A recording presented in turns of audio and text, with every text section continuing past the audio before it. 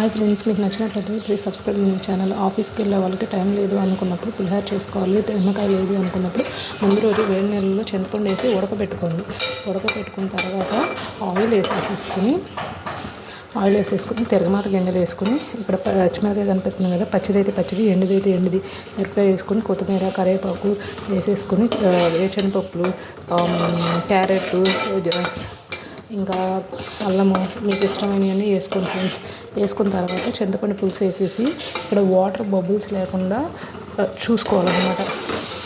Main సూత్రం ఏంటి అంటే కనుక వాటర్ బబుల్స్ లేకుండా చూసుకోవాలి. పులిహోర బాగా రావాలి, సాయంత్రం వరకు ఉండాలి టేస్టీగా అంటే చింతపండు పులిహోరకి.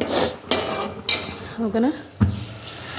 వాటర్ కంటెంట్ అనేది తగ్గిన తర్వాత రైస్లో ఉప్పు కలుపుకొని పసుపు కూడా వేసేసుకోండి ఇందులో ఏంటంటే రైస్లోనే కొంచెం ఉప్పు వేసుకొని అన్నం తీసేసి అందులో వేసేసుకున్నాం ఫ్రెండ్స్.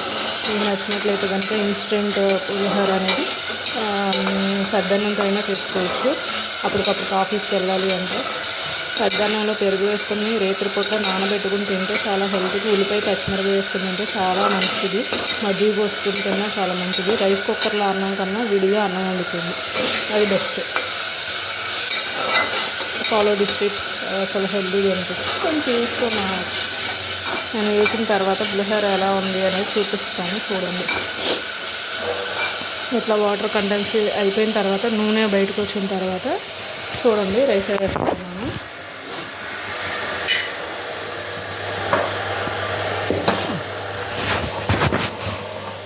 ఇట్లా స్మాష్ చేసుకోవాలి. అంటే స్మాషింగ్ ఎందుకు అంటే కనుక గడ్డలుగా లేకుండా కట్టకుండా ఉంటుంది. సో ఇట్లా వేసేసుకున్న తర్వాత రైస్ ఎంత క్వాంటిటీ పట్టిద్దో, ఇదైతే ఒక 2 మెంబర్స్కి పర్ఫెక్ట్గా ఉంటుంది. బాక్స్ కట్టుకెళ్ళినా కూడా ఈవినింగ్ వరకు ఉంటుంది. అన్నం అనేది గ్యాస్ మీద వండితే కనుక గంజి వార్చాలి. ఇది ఖచ్చితంగా ఫాలో అవ్వండి టిప్. ఓకేనా. కొంచెం సాల్ట్, ఇందాక నేను సాల్ట్ సరిపోలేదు, సో నేను కొంచెం సాల్ట్ వేస్తున్నాను.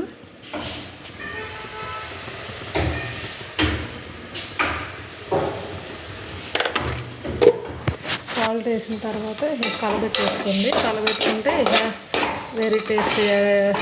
హీటింగ్లో ఉండాలి గ్యాస్ అనేది, అప్పుడే పులిహోర రుచిగా నీట్గా బాగుంటుంది. మీకు కనుక ఈ వీడియో నచ్చినట్లయితే ప్లీజ్ సబ్స్క్రైబ్ మై ఛానల్.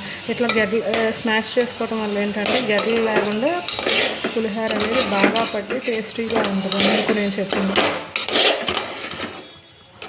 అర్థమైంది. అది ఇట్లా కనిపిస్తుంది అంటే ఇంకా అన్నం పట్టింది. కొంచెం వేసుకోవచ్చు అన్నం కూడా.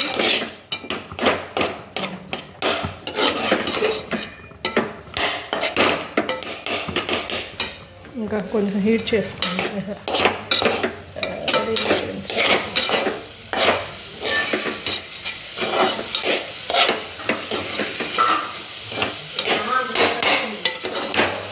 అన్నం అంతా చేయలా తీసుకో.